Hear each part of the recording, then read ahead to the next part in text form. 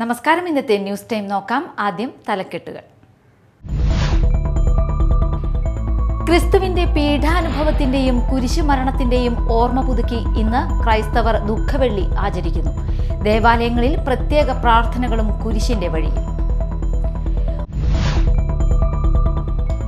മുനമ്പം പ്രശ്നം പരിഹരിക്കപ്പെടണമെന്നും സർക്കാർ മനഃപൂർവ്വം വൈകിപ്പിക്കുന്നതായി കരുതുന്നില്ലെന്നും Kozhikode archbishop doctor Varghese Chakkalakkal.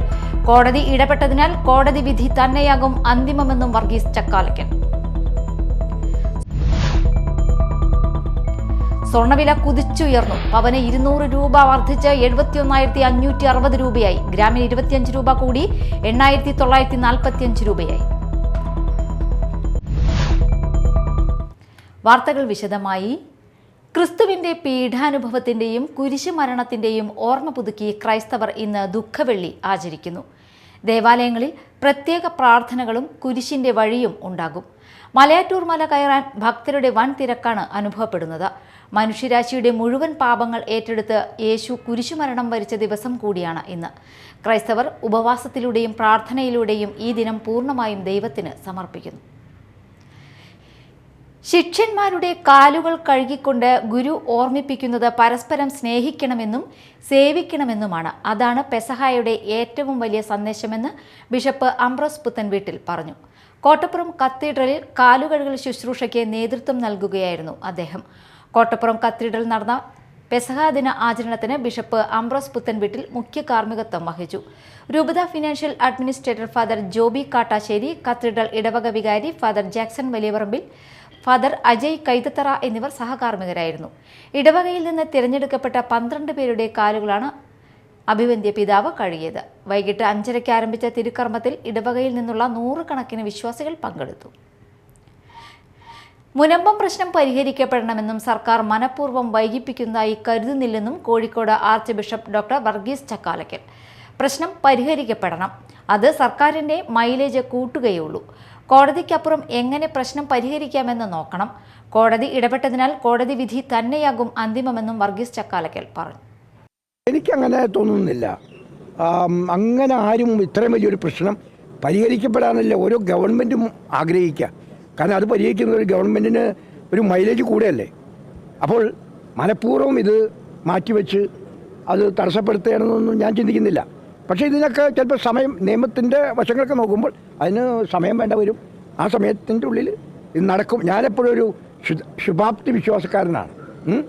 എല്ലാം നന്മയ്ക്ക് വേണ്ടി, എല്ലാം ഗുണത്തിന് വേണ്ടി നടക്കുന്നു എന്നുള്ള വിശ്വാസമാണ് എനിക്കുള്ളത്. ഔട്ട് ഓഫ് കോർട്ടിലേക്ക്, പക്ഷെ എന്നാലും ഔട്ട് ഓഫ് കോർട്ട് സെറ്റിൽമെൻറ്റ് വന്നാലും കോർട്ട് ഇടപെട്ടത് കാരണം കോർട്ടിൻ്റെ വിധിയായിരിക്കും അന്തിമ വിധി. അപ്പോൾ അത് നമ്മൾ നോക്കേണ്ടി വരും. തിരുവനന്തപുരത്തെ നടപ്പാതയിലെ കുഴി അടിയന്തരമായി അടച്ച് അപകടം ഒഴിവാക്കണമെന്നാവശ്യപ്പെട്ട് തിരുവനന്തപുരം മേയർ ആര്യ രാജേന്ദ്രന് തൃശൂർ മാളയിൽ നിന്ന് നൽകിയ പരാതിക്ക് 24 മണിക്കൂറിനകം നടപടി.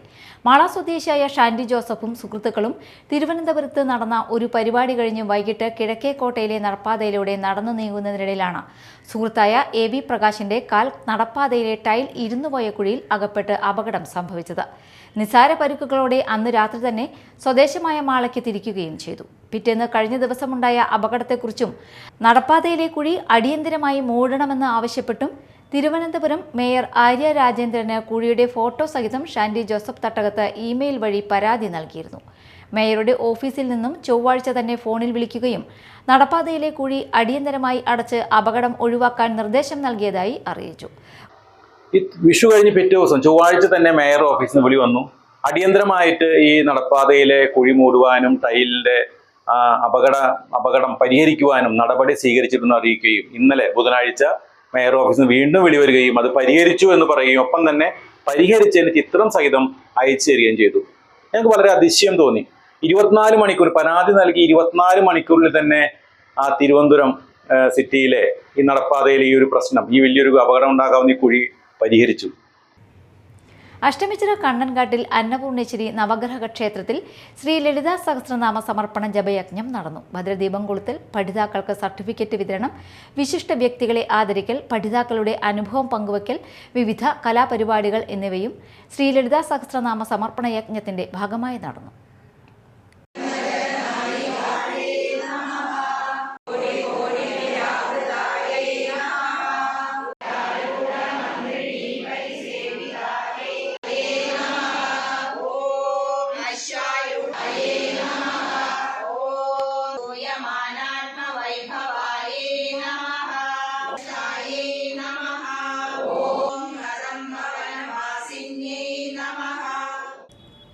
സ്വർണ്ണവില കുതിച്ചുയർന്നു. പവന് 200 രൂപ വർദ്ധിച്ച് 71,560 രൂപയായി.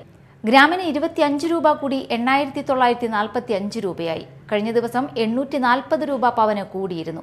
ഈ മാസം 68,080 രൂപയിൽ വ്യാപാരം നടത്തിയ സ്വർണ്ണവിലയാണ് ഇന്ന് 71,560 രൂപയിൽ എത്തിയത്. പ്രധാന വാർത്തകൾ വീണ്ടും. ക്രിസ്തുവിന്റെ പീഡാനുഭവത്തിന്റെയും കുരിശുമരണത്തിന്റെയും ഓർമ്മ പുതുക്കി ഇന്ന് ക്രൈസ്തവർ ദുഃഖവെള്ളി ആചരിക്കുന്നു. ദേവാലയങ്ങളിൽ പ്രത്യേക പ്രാർത്ഥനകളും കുരിശിന്റെ വഴിയിൽ. മുനമ്പം പ്രശ്നം പരിഹരിക്കപ്പെടണമെന്നും സർക്കാർ മനഃപൂർവ്വം വൈകിപ്പിക്കുന്നതായി കരുതുന്നില്ലെന്നും Kozhikode archbishop doctor Varghese Chakkalakkal. കോടതി ഇടപെട്ടതിനാൽ കോടതി വിധി തന്നെയാകും അന്തിമമെന്നും വർഗീസ് ചക്കാലക്കൽ.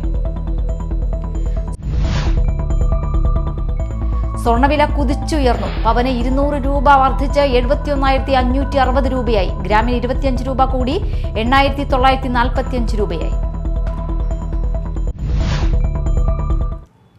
ഇതോടെ ന്യൂസ് ടൈം സമാപിച്ചു. നമസ്കാരം.